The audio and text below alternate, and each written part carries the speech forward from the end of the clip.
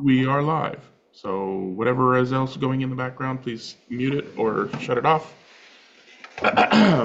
Welcome belatedly to Worldwide Slot Car Chat on Zoom on Greg's piece of crap computer. Let's talk slot cars instead of computers. Does anybody have anything they'd like to show and or tell? Raise your virtual hand. Mike, I'm not going to make you raise your hand because you obviously want to show and tell something, so go ahead. Well, I was going to take the time to do that to go get it. You know, that's okay. We'll let Jim do his while it. you go get it. Go ahead, Jim. All right. Okay. You ready, Mike? Yep, I am.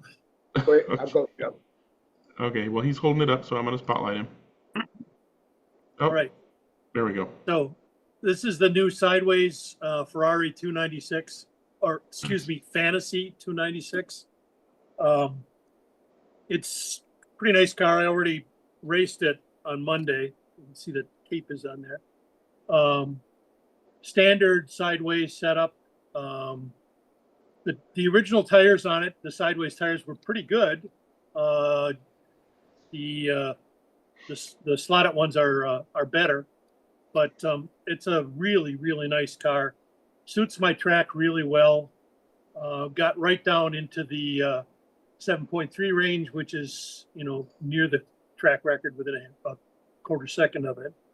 So it's a really good car with the normal stuff, chewing tires and running them down a little bit, setting the front end, and I always replace the guide with a slotting plus guide. It was quickest of the GT cars that we ran in oxygen today, which is another story. So, but I don't know if you saw the video, but Not yet. Anyway, it's a really nice car.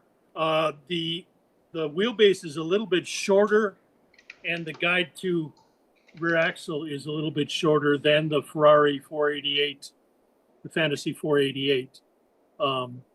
It's not much quicker.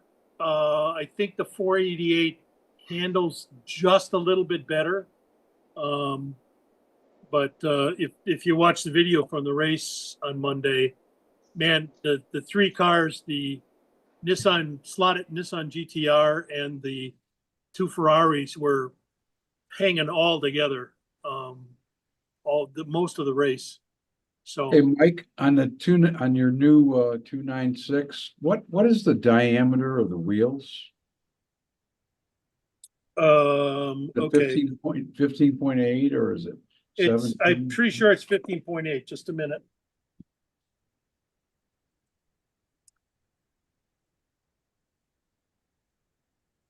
Yeah. Well, unless I take the tire off, I can't tell, and I'm not going to do that. Okay. But the outside diameter, without the raised ridge, is 15.2. So that would probably be a 17 millimeter, I think. No, it's bigger than that. A 17 is 14.85 in the outside diameter of the barrel. So the ribs are 17.2224. Yeah, we're talking about the barrel, Courtney, the diameter of the barrel without the ribs. No, I'm talking about the ribs, Wayne, but I will tell you what the barrel is. Oh, sorry. I must have I'm missed just a giving you- piece.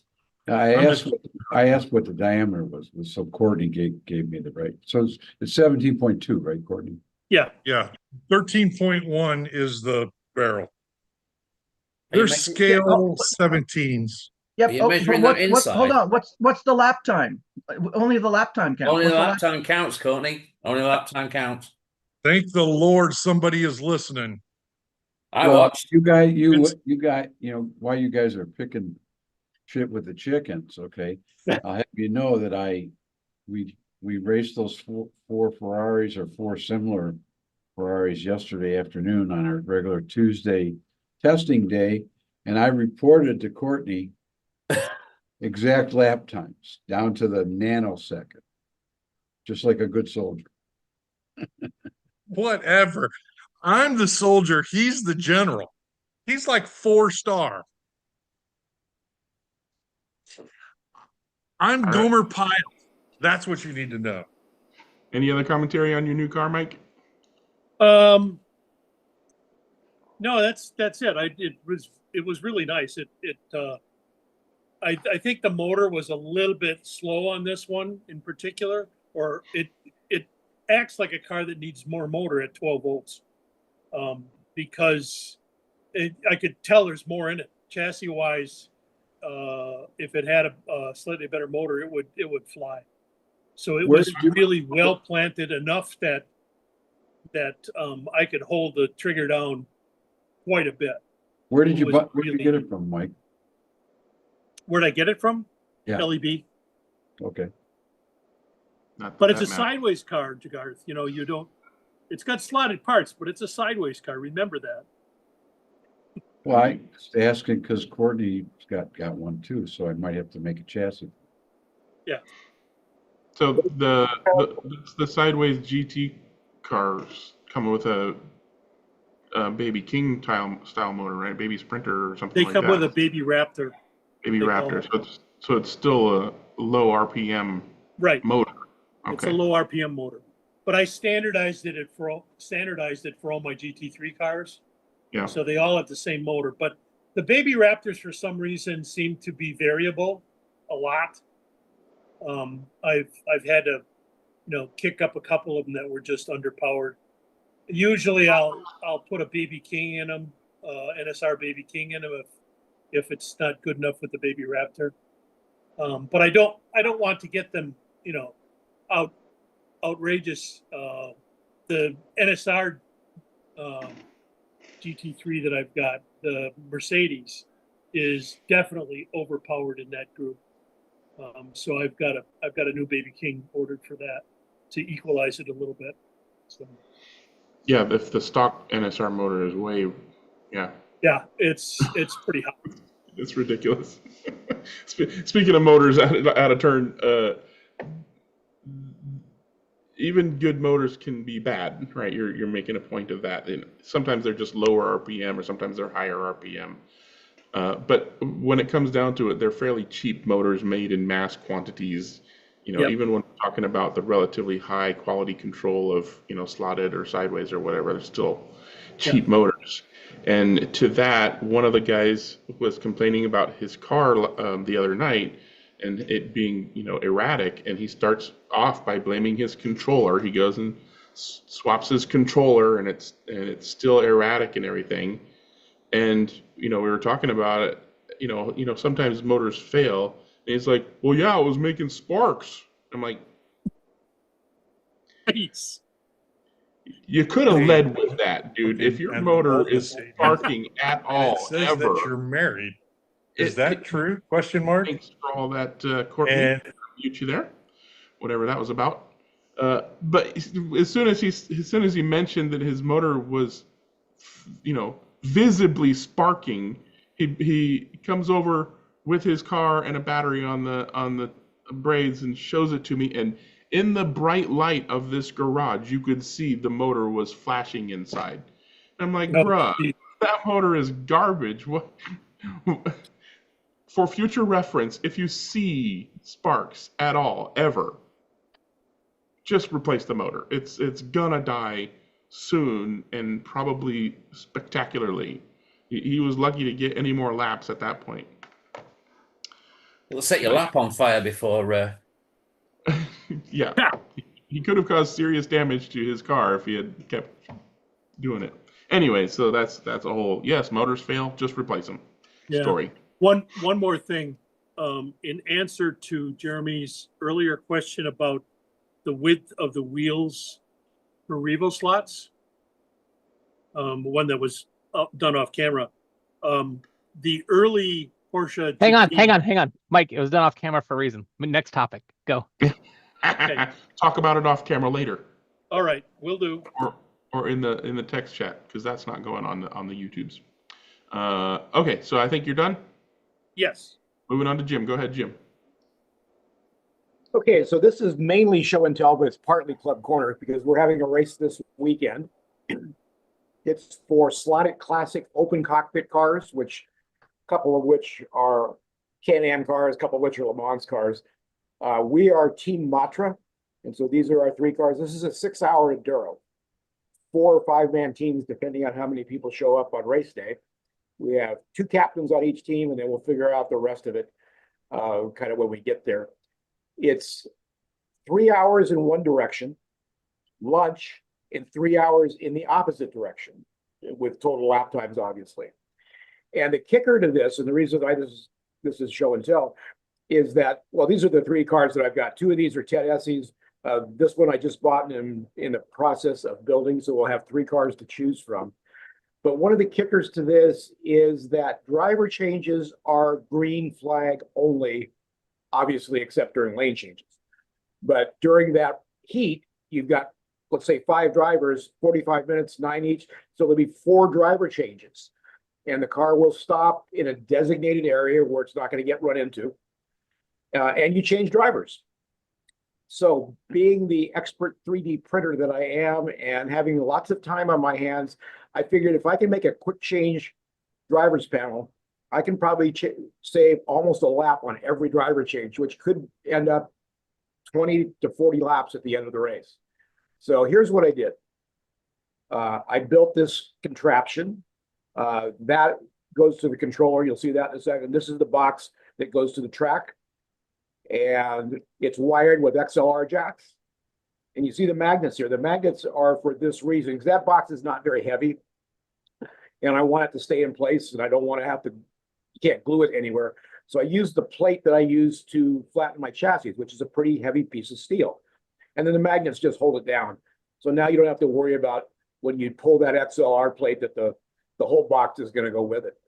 So that's kind of the basis for the thing. Here's the pigtail, or whatever you want to call it, on the other end. So the XLR goes into the box. This is what goes to each person's controller. So I built 5 of these, and the plan is to wire these up before the race, and then electrical tape them together so they can't come apart, and go from there. Sorry, There's the Jim. XLR. Did you say you could change drivers when the cars change lanes? I didn't say that. I thought you did. I thought you said except for the driver changes, except for the lane changes. Let me finish this, and then I'll take questions, okay?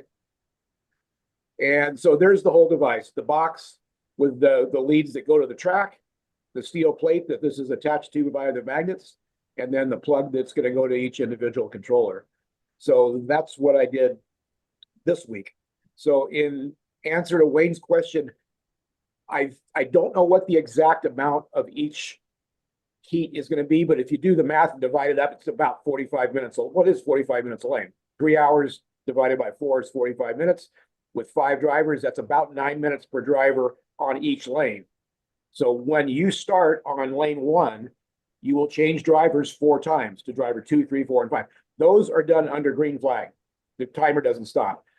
Obviously, at the end of that 45 minutes, to change lanes, you've got to stop the power. So then when you do that, then this contraption will move to the other lane and we'll just go on it again. But 4 driver changes times 4 lanes, that's 16. That's for before and after lunch, that's 32 driver changes. If we save a lap, laps on this track are about 6 seconds. I'm guessing I can change lanes, I can change drivers in 2 seconds, whereas with plugging in and plugging out, probably 6 to 8 seconds. Unless you use the same controller, which is an option, you could, and then you have none. The other thing about this is it virtually, well, pretty much eliminates hooking up backwards in the heat of the moment, because it's an XLR plug. It only goes in one way, and it's a very quick and easy way to do it. I know a lot of countries, or there's some countries that use XLR plugs, which is way more advanced than we are here, and we should be this way, but we're not. But I just devised this because I had plenty of time in my hand. I'm able to 3D print all this stuff, and it was a challenge. Can I ask the obvious question?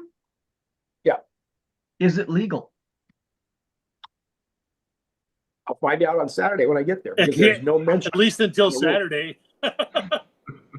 There's no mention of it in the rules.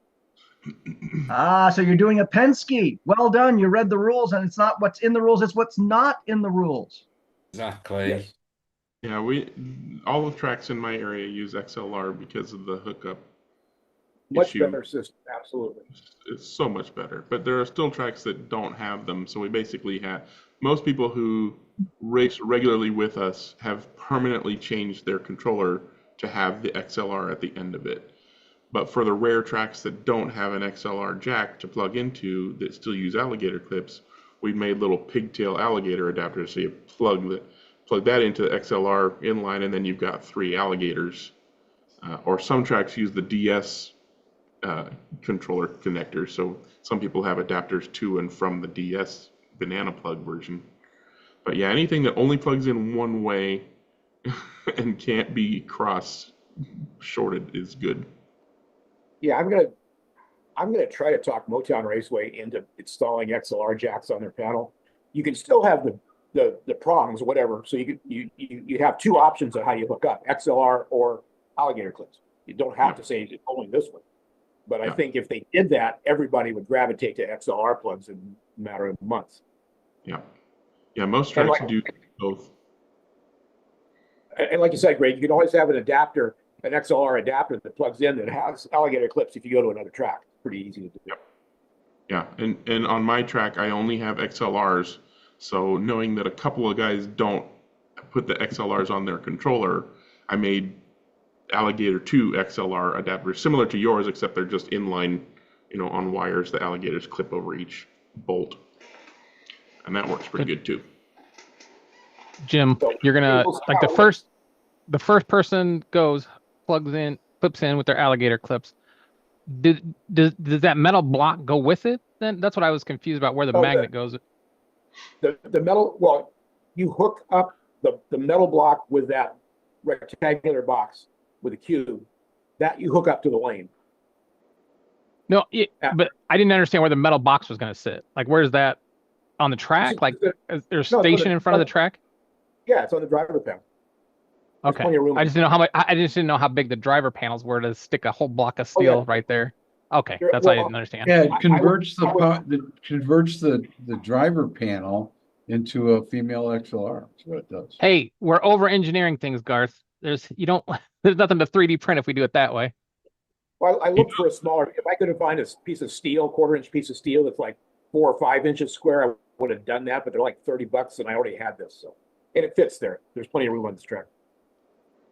Yeah, a lot of tracks like the Electric Dream tracks, for example, the driver panel is just like deep and continuous with tons of space for putting shit down on. They bring fans, don't they? If you could do it without the plate, just have the box sitting there, but you'd have to make sure that everybody, when they pulled out, grabbed the box and held onto it as they pull out the XLR plug. Yeah. We have XLRs on all of our tracks, but one of them, the guy, he put his on by alligator clips to like a 2-foot wire with a male XLR, and then you just unplug from that and set it down, and then come back and click it in. So kind of, I think that's what Garth was saying, is like, why not just bypass all the 3D printed part and just have the male to female and leave the male on the track? Have you determined the protocol, which pin is which on the XLR? We go with the slot. What's that company? Slot Corner has 1, 2, and 3 labeled, and we just follow their guide. Yeah, I just did what I wanted to because I'm just black, white, red. 1, 2, 3. Black, white, red. 1, 2, 3. Yeah. It's easy to remember. You see, there's already a convention, and that means it's on the way to adoption, I'm sure. I mean, pretty much anybody who buys, follows the Slot Car Corner guide for wiring a track, they provide, whole driver stations with alligators and XLRs and whatever you want, and they show you how to wire them up. So basically, I remember when in 1965, when I was a wee kid, my local track had XLRs. And that used to piss me off because I didn't have an XLR on my goofball controller. Did you have to cycle 20 miles to a local town to buy one? Yeah. We had that problem too, where somebody bought a controller with XLR on it, but then you just do the opposite and make the male end with 3 pins out. So you just reverse what you're doing, but it's kind of becoming more standard around here anyway. Alrighty, looks like we're ready to move on. What you got, Mr. Young? Well, I broke down and purchased a couple of cars. First one I was going to show is Polycar's Maserati. Very nice car for the price. Runs good. Pleased with the purchase. Great value car, basically. And then the other one was Slottit's Paul Newman's Datsun. And the model itself looks really nice. However, there were a couple of things about it that was kind of disturbing too. And of course, the first one is that it cost $20 more than they normally do. And second, the quality control is a little lacking. The front wheels, and I still haven't got that worked out yet. First of all, they were pushed so close together that they would not turn at all in the chassis.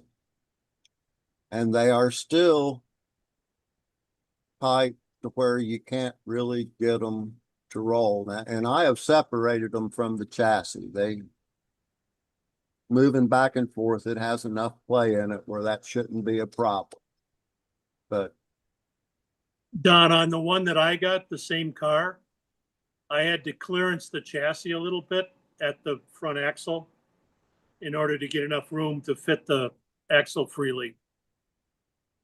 So you may have to a little bit in the front axle holders.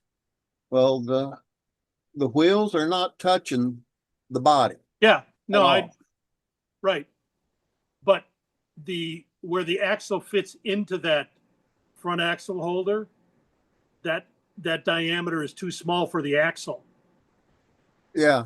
Well, when you rock it like this without adjusting the set screws on the axle to where you have the play in it. Yeah. You literally hear it clicking. Yep. You're gonna have to get a round file up in those axle holders, basically. And then the next thing that was kind of distressing is this body mount screw was not screwed into the body mount. They had missed it totally, and it was screwed sideways into the chassis. But other than that, it's a wonderful car for an extra $20. But that's my take on the new Datsun. Did the wonky screw permanently bend anything? Like, was the body post permanently bent to one side, or? Well, you can see where it ate into the body post a little bit, the way they screwed it in, but I don't think it really damaged anything. I was able to get it back out other than, well, I don't think it damaged anything. I was able to put everything back the way it was supposed to be with. That's good. Without any difficulty, so. But Yeah, we Pardon? raced those cars this week, and the three cars that I've got, the three Datsun 510s, are within 100,000ths of a second, or pardon me, 1,000ths of a second in lap time. They're just 5 grams of weight on each side, and they are good to go. Well, there was one other. Oh, I'm sorry, Mike. That's okay. Go ahead. There was one other thing when I was testing it, driving it around my little track here. It made about 4 laps and then quit. Now, I don't mean the motor quit running. I mean the car quit. The crown gear was not attached tightly to the axle. So it got about halfway around the track and then just started spinning in place there, That was interesting. Must have been a Monday car. That sounds like Mike Mauer tuning. Either that, it was late Friday and it was time to hit the trail. Well, good thing, you know, a good car is easy to fix. So got it all This fixed. is true. All right, any other show and tells out there? Okay, moving on to Club Corner. Got some racing to talk about. Put up your hand, put up your real hand. What, do you want to go, Mike? Or you want to put up your Sure. hand? Put up your hand. If you I desperately won't raise my hand. Okay. Let me get the share out here. We had another oxygen race that, geez, come on.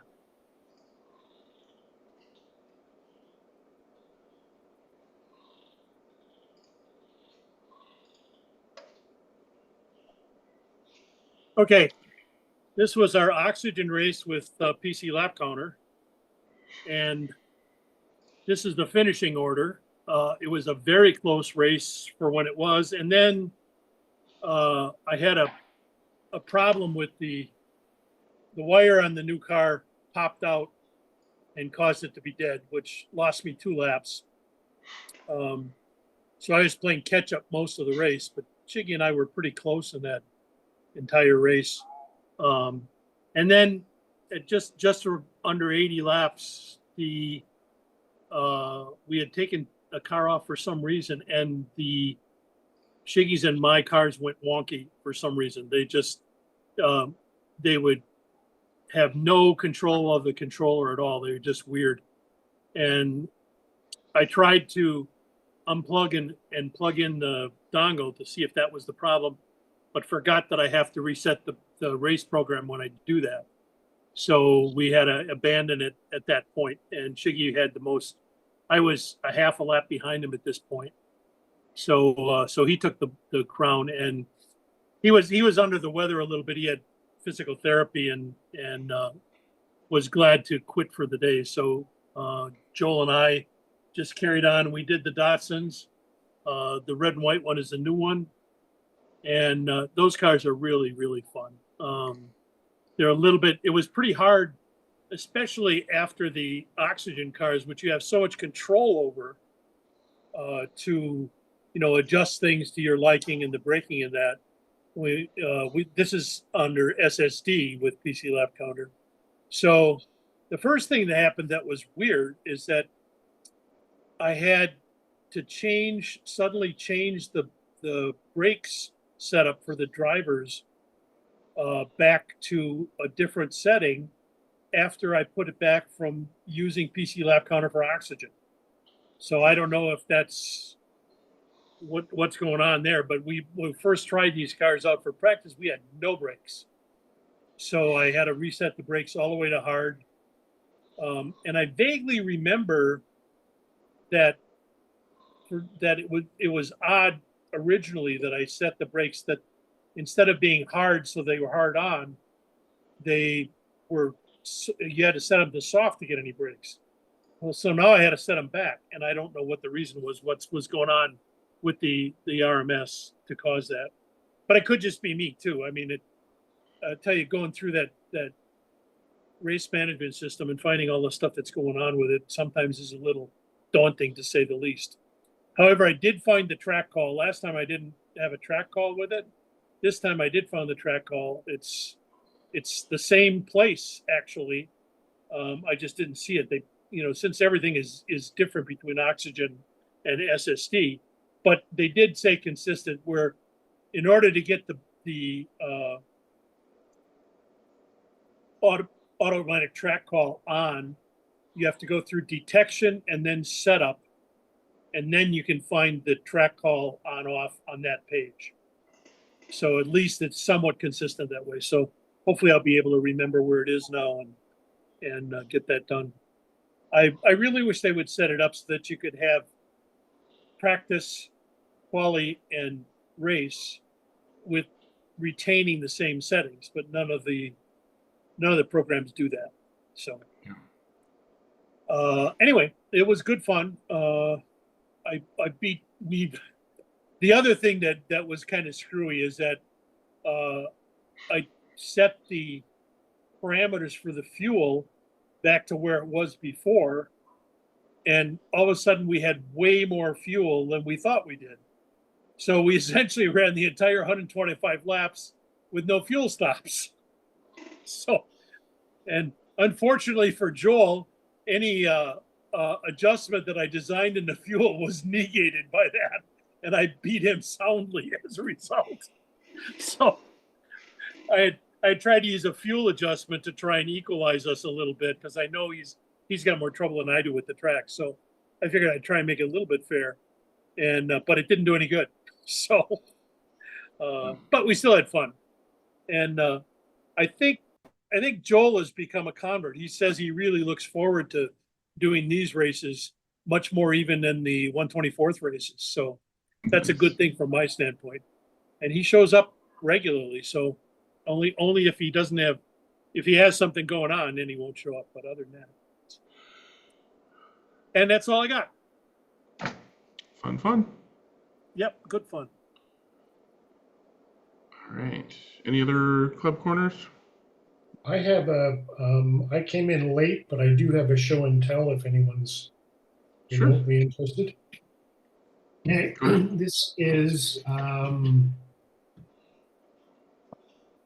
let's see now.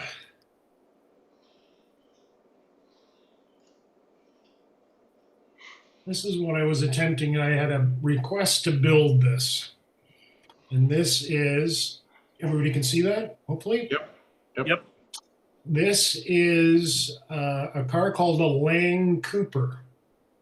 And it was built for the 1964 US RRC series, which was sort of like the pre-thing for the Can-Am in the States. So 2-seat open cockpit sports cars with very little rules.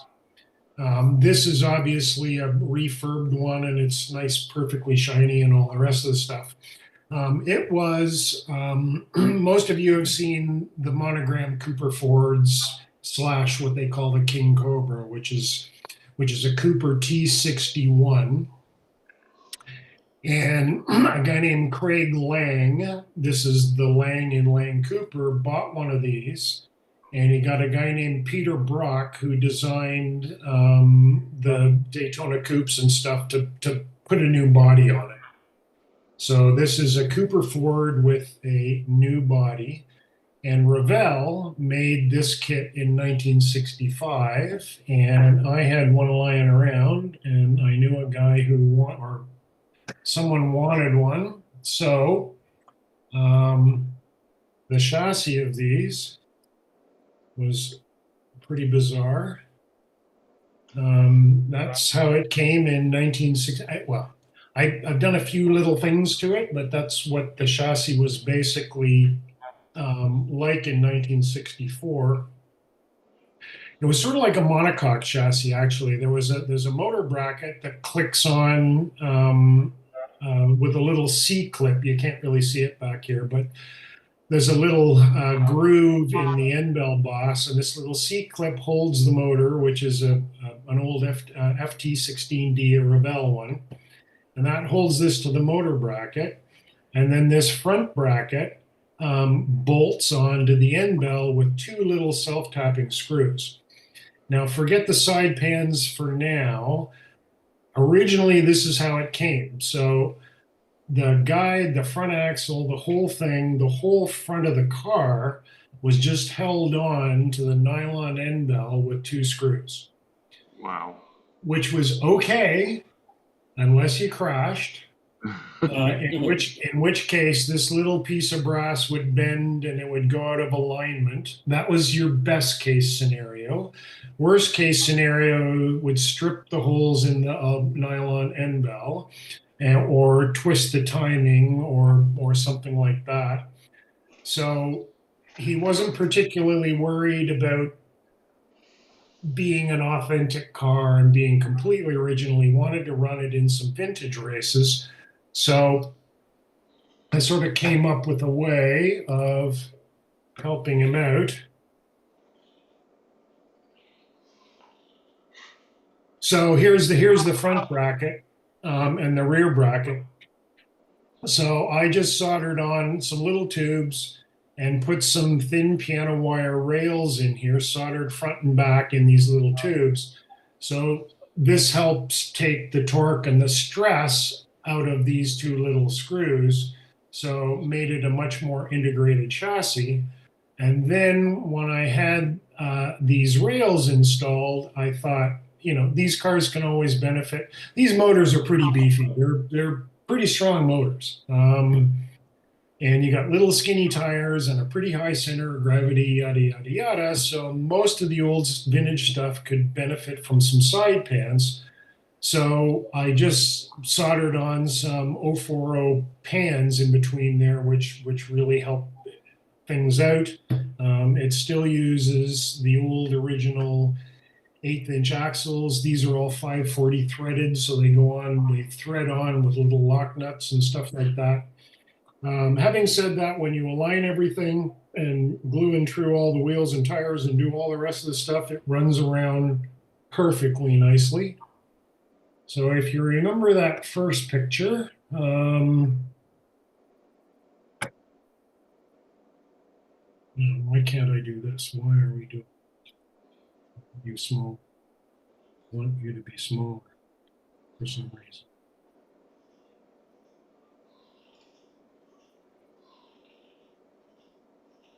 That's what I came up with. Nice. So this is about as I got the decals. There's a guy in England who made the proper decals for it.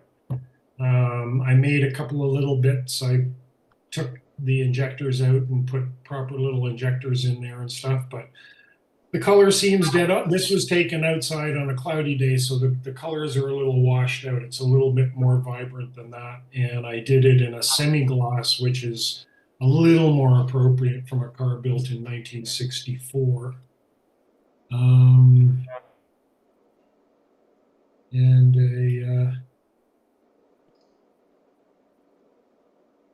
a top view of the car. So it worked out really nicely, and I was just up running it around I just got back, just was running around the Polycar track to make sure everything was fine, and it goes around unbelievably well, all things considered. It's not gonna compete with a modern day slotted or an NSR, but it's not that far off, and down the straights, it is identical, maybe even a little bit better. It's just, this is a true 1/32 scale, so I don't have anything to compare. But this, if you put this beside like a Thunder Slot McLaren M6, it's about 2/3 of the width. It's a narrow, little, tiny car. So, anyways, that.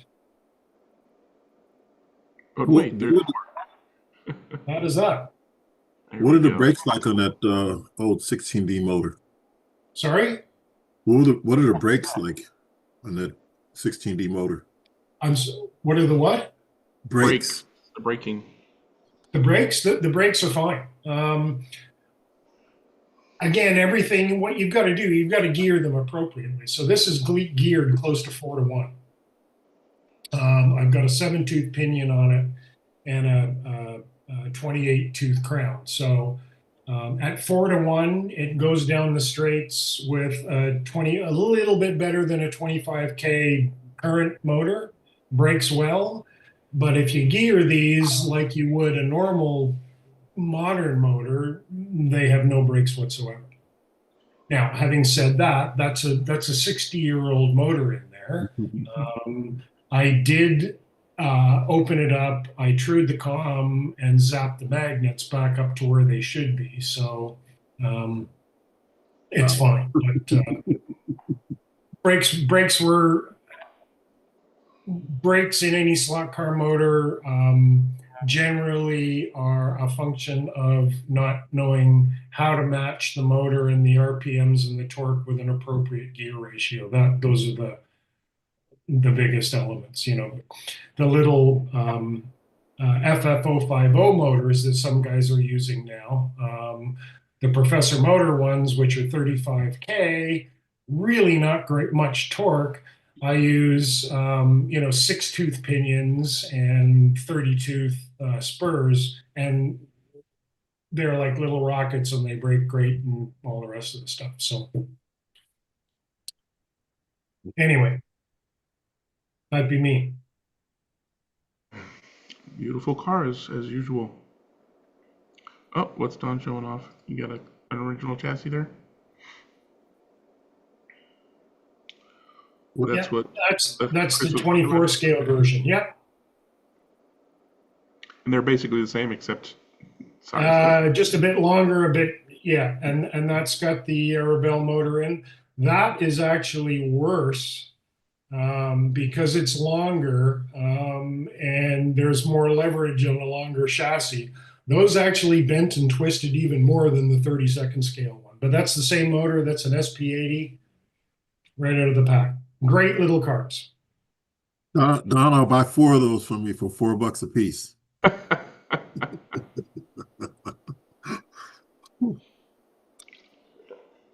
The tape on that package is worth more than that. Yeah.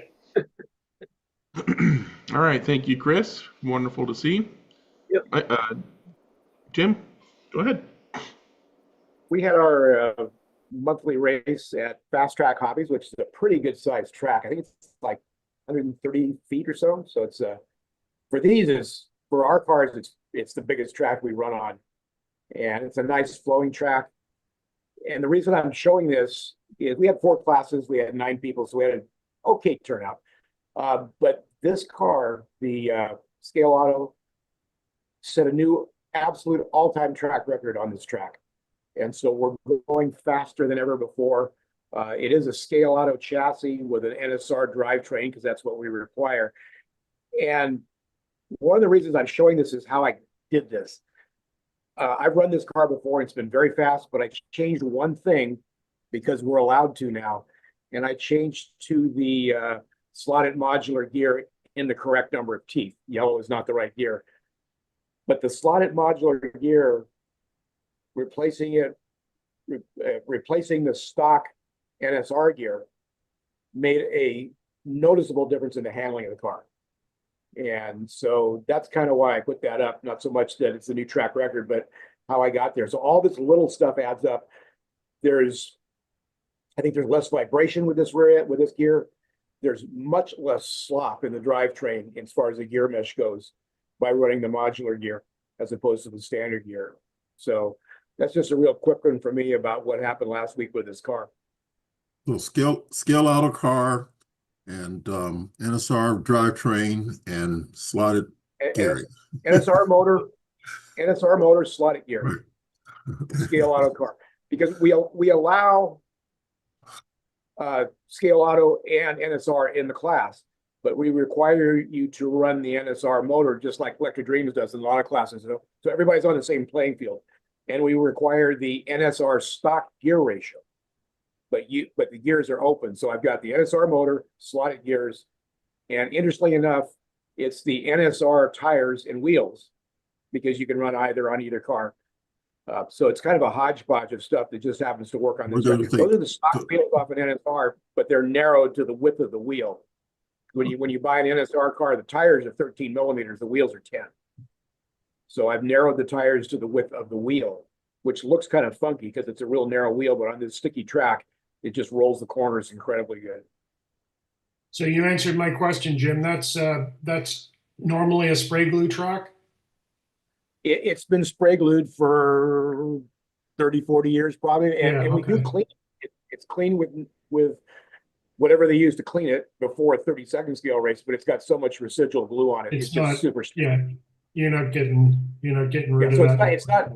It's not glued, but no. I mean, it's not. I mean, the surface is not completely not tacky to the touch. Correct. Yeah. Absolutely correct. Same as Motown. Yeah. There's 35, 40 years of glue on that. So even I get it totally. It's not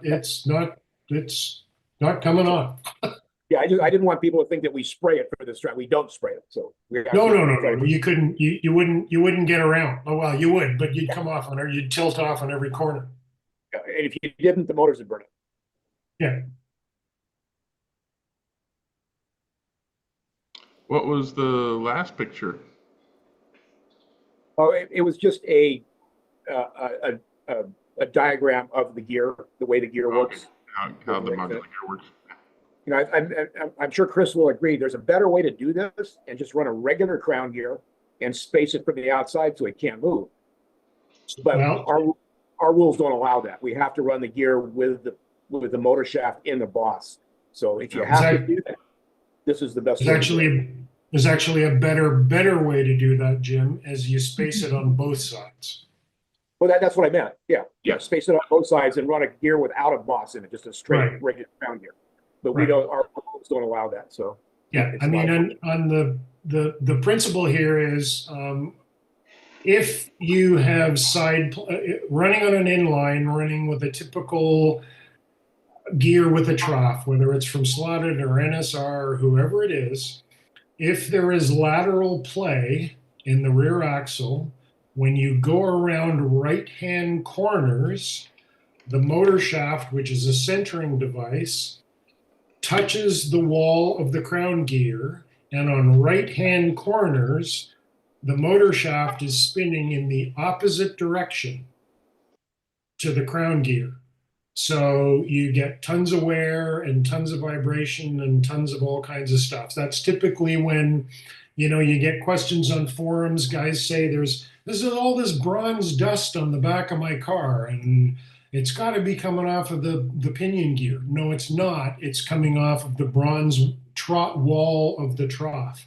So by using the modular gear, which is playing silly bugger, we're adding a couple of thrust washers in there which slip against each other.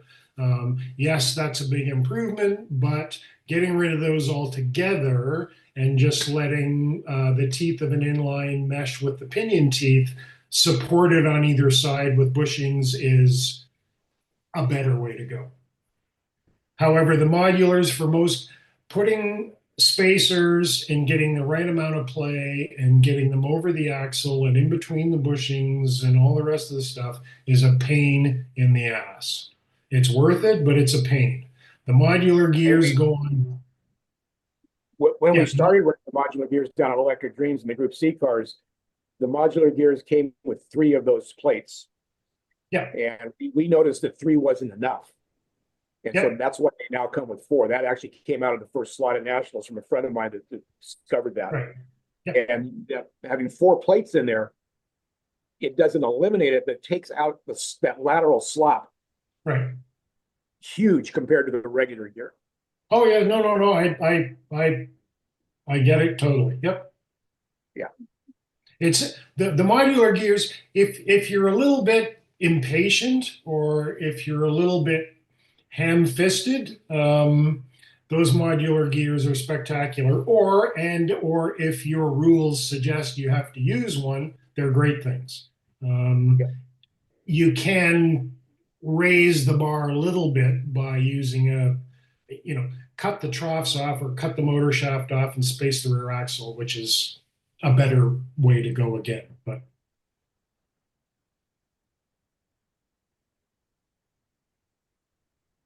all righty, floor's open. Checking the tubes. Anybody on the tubes got a question for us? We'll tackle it. The race for me on Monday was okay. We're racing the Slotted Classics, bone stock, no magnets, with a few grams of ballast if desired. So C1 tires on the sport track hook up well enough. They're not NSR tires, but they also, since we have a no cleaning rule, they don't go off as quickly as NSR tires. Traction is much more consistent throughout the night. But some of the guys were still bitching and moaning about it. So much to the chagrin of one of our longtime members who is super adamant about the no cleaning rule. We had a vote, between rotations, whether or not we should be allowed to clean the tires. And the vote was for cleaning the tires. So after 2 complete rotations, we had 1 more rotation to go. Everybody who wanted to could clean their tires. didn't really make a difference past the first, minute of the first heat after cleaning the tires. Uh, and our longtime member didn't clean his tires at all. He just then not gonna make a big enough difference to bother doing it. He felt good about himself for sticking hard to his his rule, or however that rule was decided many years ago before I even started racing with the club. But I'm racing the Alpha with the original chassis. I still haven't bothered to update the chassis, which apparently has been improved since the beginning, against mostly Opels and Mercedeses. So definitely lagging behind, but I still pulled a 4th place, and I call that, a not losing. So, as usual, had a good time, getting there and laughing at the guys bitching and moaning about. It's like, look, we all have the same tires. We all have the same things to deal with. Just don't overdrive the car. Once your initial traction is gone, slow down a little bit more. Still plenty of traction. Sort of like real car race. Sort of like real car race. I mean, I've been in the position like a long time ago. I didn't know anything about tire prep, and I think I just whatever the tires, and it was like NSR or somethings, and my car lost massive traction, probably because I was also not a very good driver at the time, so I was getting into the outside of all the turns and picking up all the dust that was still there. So halfway through the race, my car was just swimming. I could not keep it under control. And I was fussing and fretting enough that they let me clean my tires, and they let everybody clean their tires and stuff. But this was not like that. They were still, when they're in the straights and you punch it, they still jump. They still go around the turns without, looking like a rally car on ice. Just go a little slower than before. That's all the change you got to make. You're fine. The cars are fine. But anywho, we raced. It was fun. Had a good time. That's me. Anybody else want to talk about slot car stuff? Apparently not. Looking back at the tubes. I had a quick question on the interchangeability between, in particular, that's with Mike. You seem to be going back and forth with the oxygen and some of the other race controls, race management systems. Is there? I thought it was mechanically different setup with the lane changes for the oxygen versus the other digital, traditional digital. No, Scalextric lane changers support the slotted oxygen system, so you can use either the Polycar lane changers or Scalextric's lane changers. Or if you want to use Carrera, you can get electronics that'll fit in the lane changers for Carrera. So those are the 3 options. But on my Polycar track, I haven't forked over enough money for the lane changers. I've now got 2 of them, but they're a little pricey at $125 a piece. So I'm sort of parsing it out over the few months before I get them all set up. So Greg made an adapter for the lane changers for the Polycar track that I could adapt the Scalextric ones to the Polycar track. But Scalextrics handle oxygen and SSD, which is Scalextric digital. So they work fine. And the software, I'm looking for the ultimate RMS yet that's stable. It doesn't cause any problems. That's actually, I got a question for Greg. I don't remember whether you answered this before or not, but does V4 version 4 on PC Lap Counter do the fuel simulation or not? Do you know? I think so. Yeah, there's nothing about version 4 that prevents that from working. And I know that it supports Oxygen version 4. So basically, any feature that works with version 3 will work with version 4, Okay, I believe. so yeah, I would admit to having not tested it, specifically version 4 fuel in PC Lab Counter. But yeah, well, for sure, if there's any bugs in it, I'll find it. yeah, that's true. As we But know, my rep in that regard. I missed the question that Dewan was asking. Can you repeat that for me? I was just wondering about the interchangeability of the hardware for Oxygen versus either traditional Scalextric or Carrera, and being able to switch off to the different race management systems. And, so I thought it was physically some changes that need to be done for the Oxygen versus the standard. But he says it's Scalextric is compatible. Correct. Yes, Oxygen works similarly enough to Scalextric Digital that they are intercompatible. In fact, you can even use Scalextric Digital on Oxygen lane changers. You just have to fix the wiring situation with the Oxygen lane changer. But yeah, my track is entirely Scalextric Digital. I have no Polycar or Oxygen anything on my track. It's a Scalextric Digital track from start to finish, and it is 100% Oxygen compatible. So it's just a matter of, shorting the analog connectors so that the track just has full power, and then it works for Oxygen. So these are the two chips. You can see the one with the pigtail on the side that's the Hall sensor for lap counting. And the other one is a Scalextric's digital chip made by Slotted. So you can see they're this exact same size. Just, it's wired up differently, of course. But they fit in the same positions. So you can interchange them. If you leave the pigtails on them, you can just plug them directly into the car and go from Scalextric's digital to Oxygen with no problem at all. There's even Slotted even has a door. Let me see if I can find one. Hang on just a second.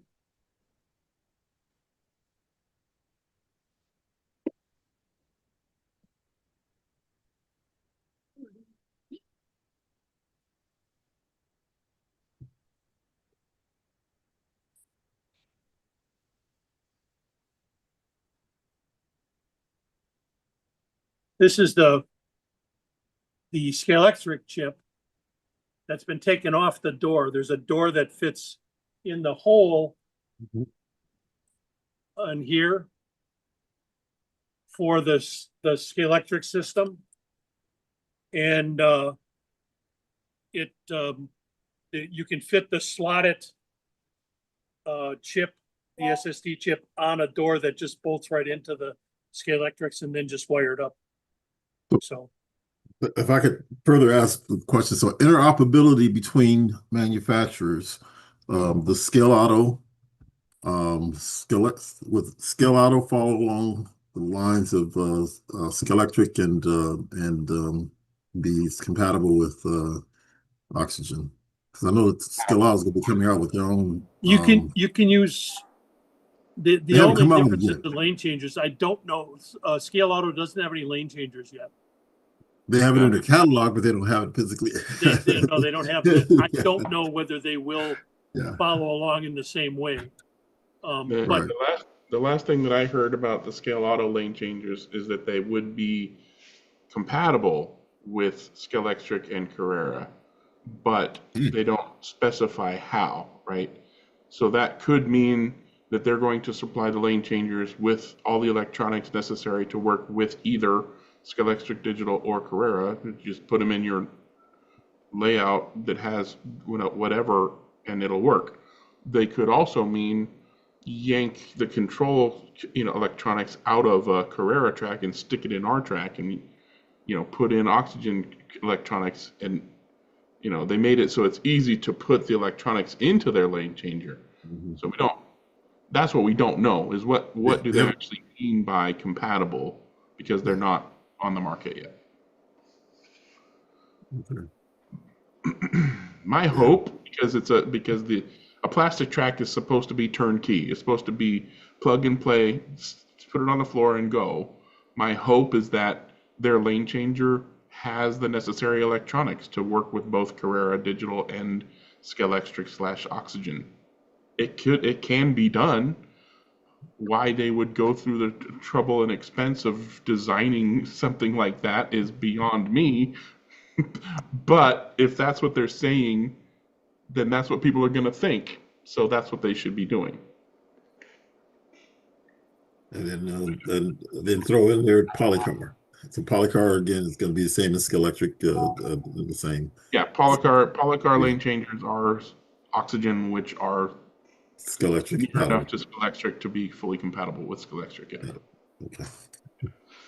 Okay. They're not. They have no desire or interest in Carrera compatibility at all.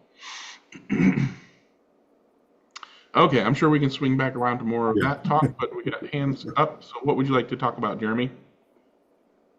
I have two questions for the group. The first one is when gluing in bushings for like Scalextric or Pioneer, I always in the past have used super glue or maybe clear acrylic nail polish to get it in. Now, when you put super glue, you can't they don't usually come back out. They're there for good. Whereas acrylic, you can take them back out, but they don't hold as good. Does anybody else use any other glues to glue those bushings in? I mean, my Okay, go-to. next question. Yeah. My go-to has been GS Hypo because it dries rubbery like shoe goo, but it's thin, so it's easier to apply. It's got the needle applicator like the E6000, so it's easy to get. Can you put that link? And it's thin enough to capillary action around the whole thing. Can you put the link in the chat for me? Sure. Thank you. Second question Hold on. No compromises, young man. Super glue them in, clean them up, super glue them in, then they don't come out. Sometimes in epoxy, these things go all the way around the world. I'm just saying. Yeah, I know. Once they're super glued in, they ain't coming out. That's true. Yeah, they can. But, yeah, they can. Well, not easily. Acetone. As long as acetone won't melt your You- chassis, you'll get your super glue apart with it. I think it'll melt the plastic most of the time, so it turns into a weird metal, or it does something to the plastic. Try it on a different area. Yeah. Second question. Normally I take Tamiya spray cans and paint my bodies with. I'm going to try my airbrush.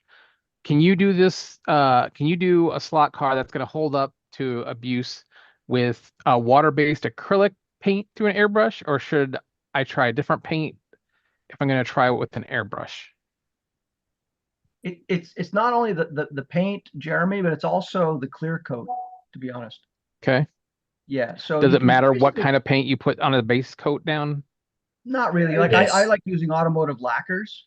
Okay. And then the clear coat I use, believe it or not, is the Future Floor finish.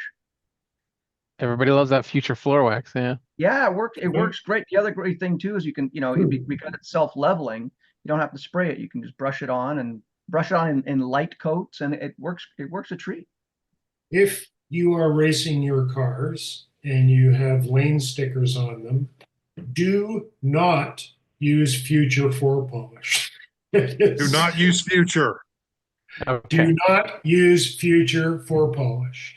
As far as paints go, Jeremy, any acrylic, like the Tamiya jarred acrylics, are fine. Do not use enamels. Any acrylic is fine. Let it cure up for a while and then clear coat it, and you'll be perfectly fine. I find that the hobby acrylics, either Tamiya or Mr. Hobby or Vallejo, are generally thinner than the automotive paint, so they will not hide body detail as much. Okay. Yeah, I got tons of water-based paints like that I could use. I just didn't know if you could do it or not. It'll be perfectly fine. Perfectly fine. Okay. And so you have the spray can that are TS Tamiya? I usually do. I usually take a spray can and do my paints, but since I have an airbrush now, I wanted to because I use airbrush for miniature war games thing, Mhm. but Oh, that's a okay. water-based paint. I didn't know if it would work on the car as well, but I guess I'll give it a try. You I can mean, use, if you want, and you want to, if you've got a bunch of TS you need to use up, you can decant the TS and use that in your airbrush. yeah, Oh yeah, so pour it basically, into the container. Okay. Jeremy, I've been using mission models in water-based acrylics. And they have some different ways of doing things here than most of the water-based acrylic companies. They have a clear polyurethane finish. They also have polyurethane that you can put in the color itself if you want to. I think All right, John, can you put a link to that in the chat? Because it was hard to hear you. okay, sorry. Thanks. No, it's okay. Gio, what were you saying? yeah, I was gonna say that, yeah, what basically Chris said, that you can use your TS, the Candem, or spray in a kind of cup and then put in the airbrush. I don't use, so all my jobs, paint job, are done with lacquer. And either it's a TS can that I decant in a cup, or now basically Tamiya also does in pots. The code is LP. Yeah, I think I have some of those pots of Tamiya as well. The thing Okay. is that I'm sure you know, do not mix, so do not Yeah. basically spray. Yeah, oh yeah, Yeah, I know that. Yeah, I got that. because you're gonna melt everything, right? So Yep. All right, thank you. I'll and let you now guys know how it goes. I lost my hands up basically to Mike. The stupid thing is to remove the freaking thing. Put your hand up like that, it'll pick it up. Yeah. Okay, I'm Mike. good. All right. Well, hands keep going up. What you got, Mike? I forgot to mention something. When I was setting up the Ferrari, I barely the new 296 sideways Ferrari, just to be sure. I snapped the chassis at the left-hand side mount. It's really thin there, so a word to the wise: if you twist it at all, it will break. It's very, very thin right there. And what made me think of it, of course, was the gluing the stuff in. I used CA glue, super glue, with baking soda to repair it. And I wired in, I put a little piece of 32 thousandths wire in, bent in that angle shape there. I don't know why they made that piece so thin, because there's plenty of room for the tires and everything to get in there. But they did. So that was my repair. And regardless of even with that, it still was a very quick car. So I don't think it changed the chassis flex or anything like that significantly. But it was a good repair. I'll order another chassis on it, but it was interesting that happened. That was a little bit of a setback. Caused me a day of waiting for it to dry and stuff like that. Although the CA glue with the baking soda in it dried quickly, but I didn't want to take a chance on it snapping. I just filed off the excess so that it was clearanced, and it worked out fine. So it was good. Anyway, that's all I got. Good repair technique. All right, Gio.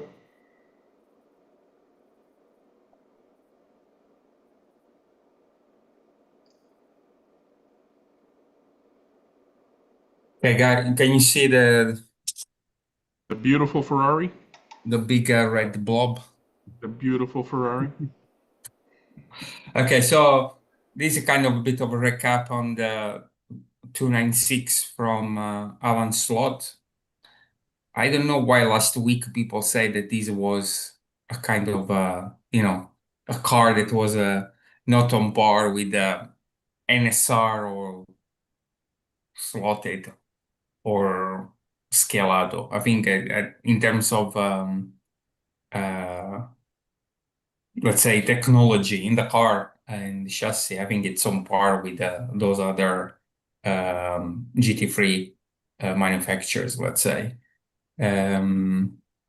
So for this specific car, so I kind of this is the rear car that I was trying to go after, and maybe we can do a bit of a recap with where this started. Took me 2 months to finish. So the body, as I kind of mentioned before, it's has excellent level of details. I think it's on par with the BA Ferrari, which I consider, I think, the best slot car model in terms of, again, level of details they provide. And it's also a car that performs in terms of chassis. As I mentioned before, there are comes already with rubber parts, so the wing and side mirrors, and you have also the plastic ones. There are metal etched grills. I mean, if you want to go really to the extreme, then you have also the details for the disc brakes and caliper, and so on and so forth. So some parts are kind of crazy in terms of level of details. For instance, it's the only car that I think comes with the door handle as a separate piece, or one of the few cars. For sure, modern cars, I think, is the only one that have a separate piece for the door handle. And there are these tiny little bits here that goes in this hole here. Anyway, so a bit of stats. So the body is pretty lightweight without any modification. So it comes just the body is 8.6 grams, and with a bunch of details, it's around the 12 grams. So it's a good starting point. Chassis wise, the stock is 10.5, which is not extremely high. But I bought the SRP one, and as you can see, you can shave a couple of grams. Then a bit of kind of, I did, as usual, some work to remove some extra weight. So the body went from 8.5 to 7 grams, and then other bits and bolts, kind of, removing weight. Especially, it was concentrating on the mid to rear section of the car and the roof as well. For the wing, I went for the normally what I do is I kind of go for the plastic version and then thin it out, and you can see compared to a rubber wing that there is almost, let's say, a gram of difference, and this stuff is hanging on the rear end of the car, which is where you want to try to limit as much weight as possible. And then a bunch of picture of the bending process that I think I've already shared, but I'm trying to put everything together to give you a bit of context. So these are, I think, so I painted the car red first, and then did the black details. And to be fair, I think the red is SMS colors, and the black is a Tamiya semi-gloss. And then everything was covered with a clear from SMS. Decals are from MTR 32, and they are pretty okay. And then I think that's where we kind of last, where the point where I last talked about the car, and then I spent like a couple of weeks to put LEDs. I didn't try anything different per se, but I've kind of put together a bunch of different LEDs size, and at one point also I required to kind of change the voltage that goes across different LEDs. For instance, these big ones have a lower voltage than the one that I have in the front. So for avoiding that these in the front become too dim, then I had to put a resistor. So I have basically two circuits for the front part, and then I have the usual circuit of LEDs for the rear. In total, I think I installed 27 LEDs on the car. Just for the front element here, there are 6 inside the plastic bit that simulate or emulate the light bucket for the rear car. And after messing around with different bits and bolts, basically in order to try to reduce weight wherever I can, despite the significant number of LEDs, let's say, the body is still 16.8 grams, which is a very good point for developing the car if you want to go towards a DISCA racing type of regulation. Compared to stock car, or the car has come out of the box, one of the modifications that I did was to move the side skirt from the chassis to the body. These to, one, ensure better look, let's say, and then the other one to make sure also that the chassis on the side of the car is sitting inside the body and not the body sitting on top of the chassis.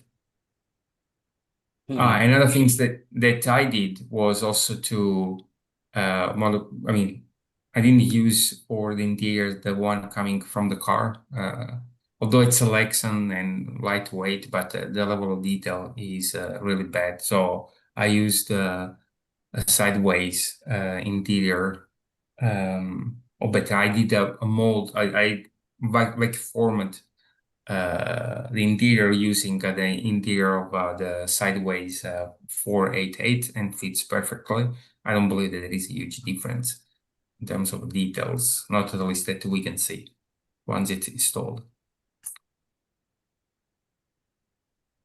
And then the chassis, so I completely abandoned the stock chassis.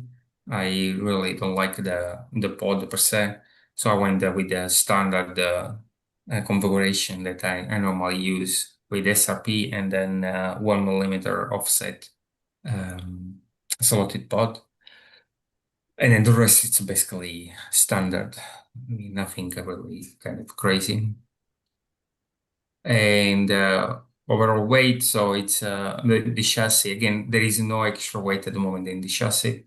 It's all components is 62 grams or 62.5 grams, and you have there the distribution with the rear weight at 45 grams on the rear.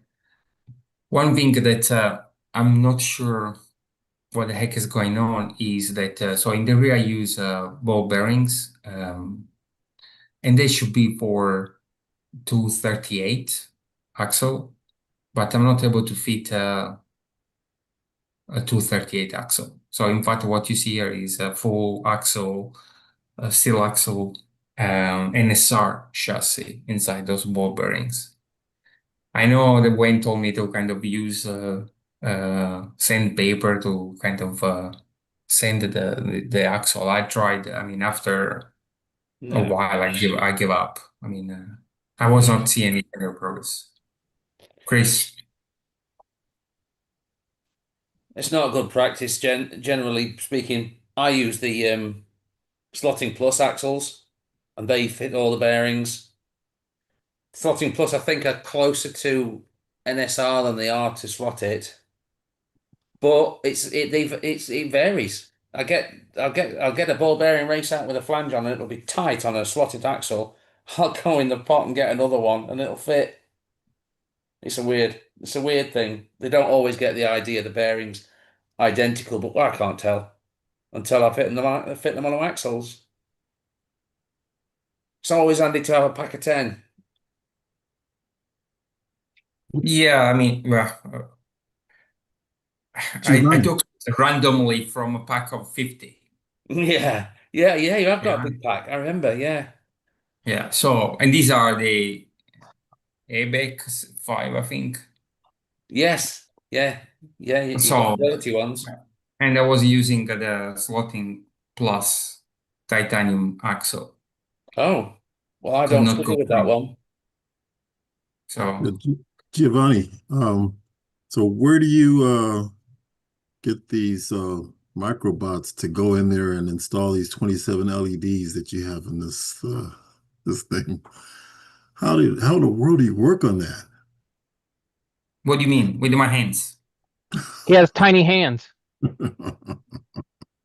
They Yeah, call to them compensate. tweezers. It's that Italian No, craftsmanship.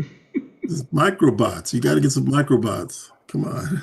yeah, I wish, man, because it took me 2 weeks. Tweezers. Became a dream. 2 weeks, I mean, like a couple of weekends to finish the job. But actually, the worst part is waiting for the glue to dry off. And you don't want to, once you put them in, you don't want to mess them around. So that's where I get, That is sometimes I so mess up crazy. because I'm impatient. But yeah. Yeah. The Italian lighting. impatient? What about that? Now it's even worse because I'm a Sicilian. Ah, okay. Anyway, so yeah, then this is the car with I mean the full car, the full build basically. Again, some weight distribution for Wayne's pleasure, and then the car finished with all the details uh, on it. And then on the track, so I tried to kind of well simulate the actual car. So I try to have a bunch of I mean different LEDs for different parts or for different elements or light elements of the car. My usual kind of standard then backlit uh, position display on the windscreen, for instance. I mean, this is nothing new. Something that I try, but I don't think it's really working good. Also because the decals are not really good for it. Is to use the decals on the lower fog lights because the actual car, for instance, does not come with those fog lights. I think when the picture that they took of the car that they used for doing the mold might have not have them installed. So there is nothing there. So I drill a hole, put a big LED on the back, and then I put the decals that kind of represent the LEDs. But as you can see, you just see a whole light going through. So then there are a bunch more picture of different angles of the car. One new things that I tried. So I tried to put LEDs behind the number shield of the car, which is a kind of in the rear cars. They are retroilluminated as well.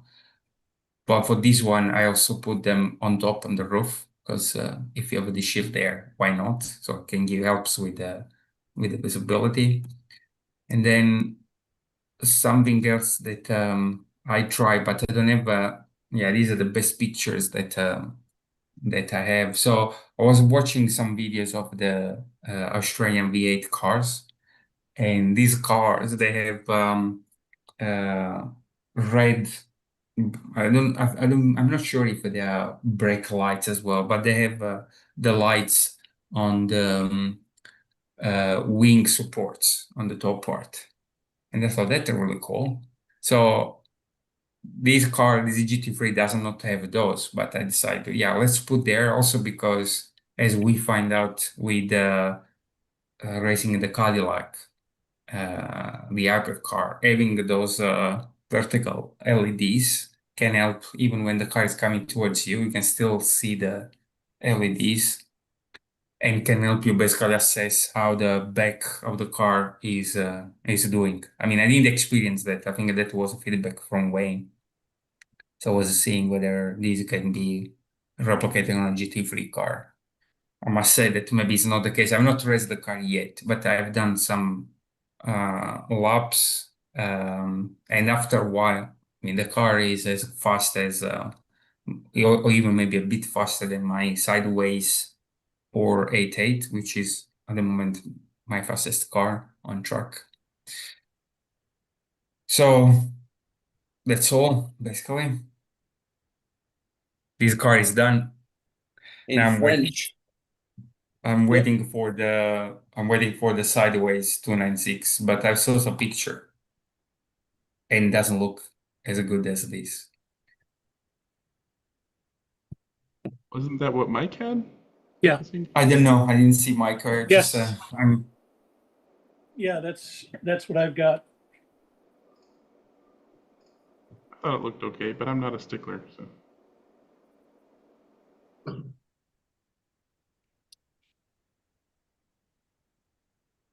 The taillights here you can see are painted on. They're Yeah. not red. It does have the fog lights in the center and on the side, on the bottom edge. So I know it looks pretty good to me. I didn't measure it up for the specs to see how accurate it would be. But I'm not a rivet counter, so you know, it looks to me like it's a pretty good car. I didn't want to buy I've had experience with a Von Slot chassis before, and man, you put a Pro Speed in yours, if I remember correctly. Is that right? SRP. An SRP? Okay. Yeah. So if you're going to change the chassis, that's fine. I don't know if the body is significantly different, but I'll tell you the way it handles is really nice. I switched. One of the things I did on this is you can see I've got the 4-screw setup instead of the original setup in the center. And the reason I did that is to provide room for the chip. And the chip fits. There's a little tab in the front. Hang on, I'll pull the body off and you can see.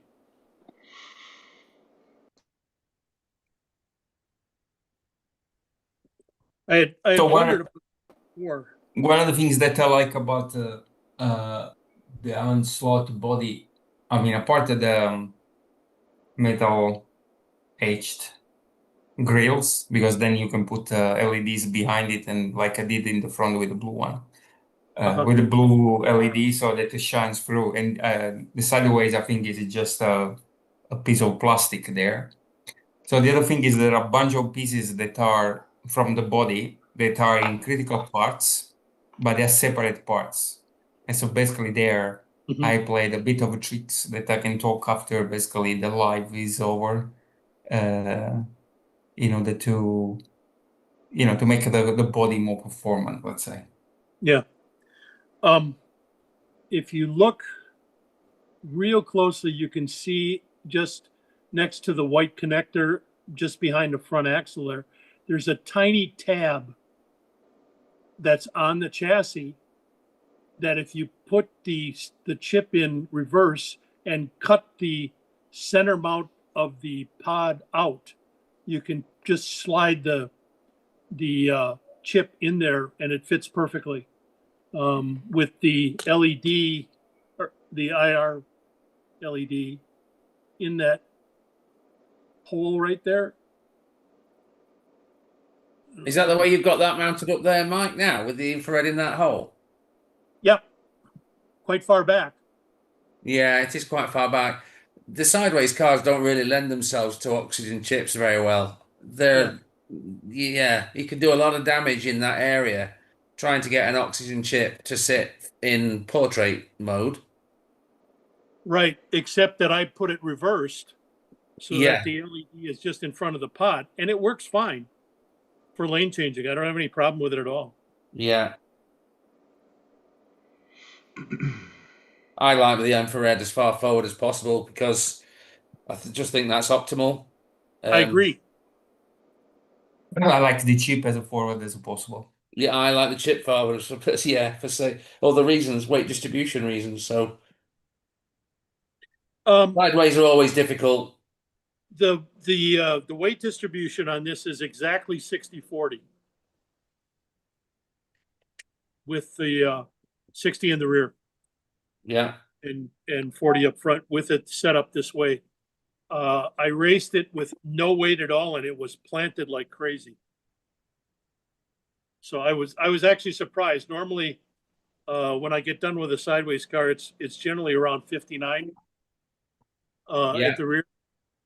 This had no problems with traction. It was planted well, but to be honest, the motor might be a little weak, so that may have something to do with it. Can you show me again the body? So did you put the body on the chassis? Yeah, I did, but I can take it off. Yeah, it's fine. Can you show me the bottom of the chassis Sure. to see how the body? So the body is going around it? No, it sits on top. No.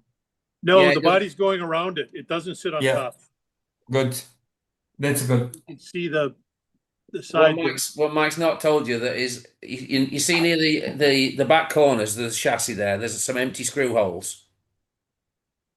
Say again. You see near the back corners, just in front of the rear wheels, there's some empty screw holes. Yeah, I Yeah. haven't put screws in there. Are they there for the sides of the motor pod? Yes. Okay. Well, just rearward of those positions, there's normally inside the body shell a little ridge that runs down, and it's the support that sits atop the chassis. Let me There's a look. little vertical ridge. You don't want to cut it off. It also looked like the nose was on top of the chassis. Yeah, the nose Yes, is on the top nose of the is splitter. definitely on top of the chassis. Yeah, on top of the splitter. Yeah, with the modern GT3, basically there is so much splitter on the chassis that it's You can see unavoidable. if you look closely my repair there. Yeah, Yeah. it's very So- thin there. Yep. So that's what you were talking about. Yeah, if you look inside the body, can you see inside the body shell just ahead of the rear wheel arches? There should be a couple of little vertical strakes. Can you show the inside of the in front of body? the rear wheels. Just Yes. ahead of the rear wheels. Yeah, it's there. Nope. Seems that. Oh yeah. That's Oh, that's there. where they're like two little ears. I don't know what like an exclamation mark. Oh yeah, you're right. I see them. They There are are the three actually. There are three. There are two on the back and one in the front. In the side skirts. Yeah. Yeah. Those are the supports. Those are the little feet. You can see them here as you look. Those are sitting on top of the chassis. Yeah, Yeah. So you could trim you're those. right. So the appearance is that the body shell hangs around the outside of the chassis, but in reality, it's sitting In atop. reality, it doesn't. Yeah. That's why I Rick, removed them. I would I not cut remove them off. Do not cut them off. I don't think you should cut them off. I mean, it's You your should, car. I'm not because gonna you tell want- what. You still Yeah. want You that should cut chassis them to off. balance on that. Cutting It's it a off makes pro. it too It's a floppy. pro technique. Cut them off. It's an amateur All of you technique. prepare a GT3 car in this cut. Cut them off. We just had this discussion with what's his name? Not Ian Douglas, but what's his partner? Todd. Todd was on here and he said, "Don't cut those. You need those. That's Yeah. what keeps the chassis level." No, it's what keeps the body from tipping downwards on the outside of a corner.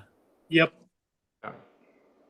So Right, with the which also, if you want to get technical, as the body rocks from side to side, those little vertical strakes will touch the chassis plate and therefore load up the chassis with a little bit of the body weight as it moves. Not cutting them is not a bad idea. But as all chassis are not straight and all bodies are not straight, it's worthwhile putting the body on the chassis to make sure it sits flat and trimming those so the body does sit flat. In a lot of cases, guys will put a little extension to those pieces so that the body sills and especially the nose do not run on the chassis, but they run just a hair off of the chassis, which gives you a lot better motion on the body and takes out some of the vibrations transmitted up from the drivetrain up into the body. Into the body. Mm-hmm. Well, I have set screws in the front. You can see right where my finger is there. Yep. Yeah.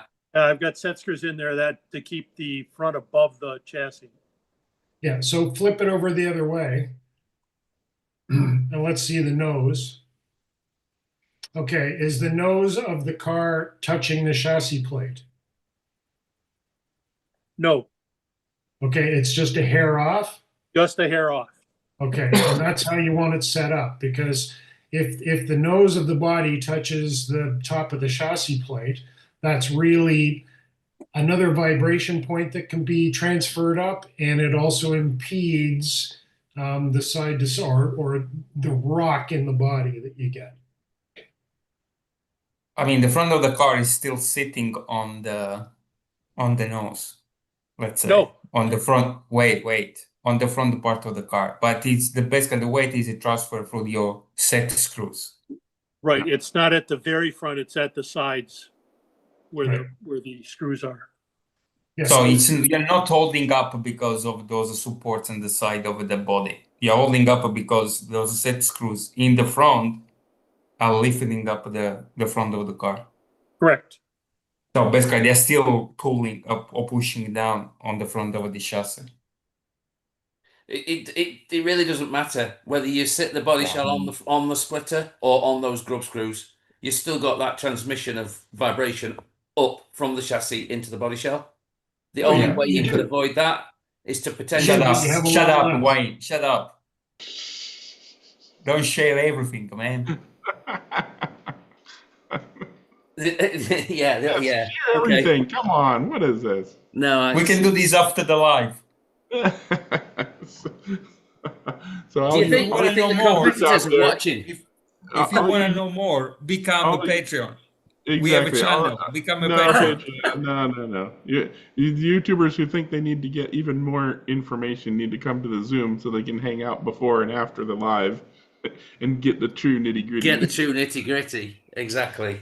We need arguably what you should do is use small spacers, silicone spacers or urethane spacers on the body posts so that the whole body runs just a hair off of the chassis, including the grub screws, and then adjust the grub screws so that they're just off of the chassis. Now the body only runs on the silicone washers fore and aft, which eliminates a lot of the vibration and still gives you a true body rock. The half millimeter silicone washers? Sorry? The half millimeter ones? They're fine. There's even there's even thinner ones now. So what I normally do is just take the bare chassis and put the put the washers on either the chassis or the body posts, so that when you put the body on, the whole body is a few thou off of the chassis plate, and then use the grub screws on the front sides to control the amount of body roll there is. Okay. So going down a straightaway with no turning influences or no body, the body is actually only touching the chassis in those three spots. Then you use the grub screws, so when the body tilts, now you can use the effect of the body to load the chassis left to right accordingly. Okay. So the thinner one from MR Slot Car at 0.25 mil. So it's even like they are now even thinner than that. Yep, that's fine. No. I'm saying is now producing a new washers that are thinner than 0.25. No, I think what are the I just got some new ones. I just picked up some from Ernie. I was at the shop today and picked up some new ones. I haven't measured them, but I think they're actually a little bit thinner than that, but okay. Not a big deal. Good to know. Yeah, Geo, okay. Geo, what Mike said is the 0.5 millimeter ones, and what Chris said is there are thinner ones than that, and Yeah, you full well know. Oh, yeah, okay, half sorry. mil's too thick. Yeah. What was okay, there is no time, but maybe we can talk after the live. So how about experimenting with rubber foam or actually not rubber foam, foam tape inside the body or on the chassis? So the winning GT3 car, the one from was it Czech Republic guy or someone from Europe, had Winning what? the Ferrari, the GT3 BA Ferrari body. Oh yeah, yeah. So the guy said that the other things that I mean, one of the things that I'm trying to concentrate on removing vibration by using a foam tape inside the body. Mm-hmm. Yeah. Any thoughts also for putting the foam in the chassis to absorb a pod to absorb. And Giving using it the foam tape where? between So the body maybe I'm shell not and the chassis. yeah. Not between. No, Inside. just in the body shell as a vibration absorber. Yeah, yeah. Well, if you can, but if you're isolating the chassis and the body by using silicone on the body posts, you're eliminating a lot of the vibrations coming up anyway. So, But you're eliminating, I mean, okay, so I'm not, of course, an expert here, but you're eliminating the vibration at the interface between the chassis and the body. But still, the body or the chassis have vibration They do. going on. And and so this if was that stuff will be a dampener, and this was on what kind of a car? A GT3 proxy car. Hard body, plastic chassis.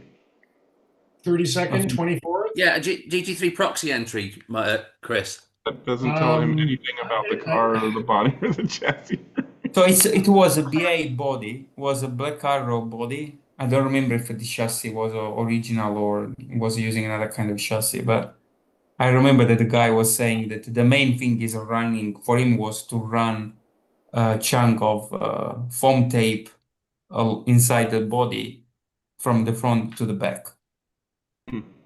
You go right ahead and do that.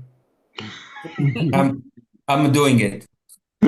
Well, if you I have lots and lots of cars with the silicone washers between the body and the chassis, as long as, and again, so the body rides just off of the chassis, and you would not know if the body was on or off.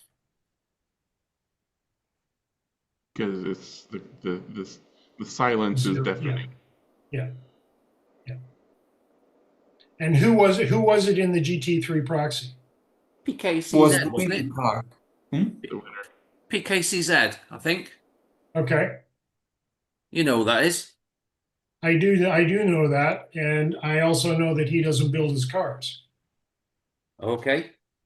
Yuri Misek builds all his cars for him. Uh-oh. Okay, with this bombshell. Thank you very much for watching. Yeah, good a time as any. Hitting the end button. Everybody wave bye. Bye-bye. Bye-bye. Stream finished. Jesus Christ. Now the tea has been spilled. That was a real